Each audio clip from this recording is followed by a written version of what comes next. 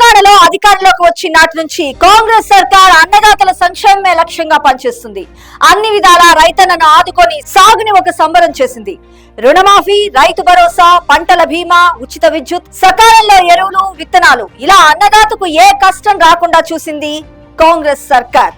ఇవన్నీ చూసి ఎక్కడ తమ పార్టీ వైపు రైతులు కన్నెత్తి కూడా చూడరు అని కేటీఆర్ కు ఇప్పుడు రంది పట్టుకుంది. అందుకే మళ్ళా కొత్త నాటకానికి తెరలేపిండు. వ్యవసాయంపై ఏమాత్రం అనుభవం లేని, ఎన్నడూ వ్యవసాయ ముఖం కూడా ఎరగని కేటీఆర్ రైతు బిడ్డ అయినా గౌరవ సీఎం శ్రీ రేవంత్ రెడ్డి గారికి పట్టుబట్టి సవాల్ విసిండు. అసెంబ్లీలో అయితే అందరి ముందు పరువు పోతుందని ప్రెస్ క్లబ్ కి రా అంటూ నానా హంగామా చేసిండు.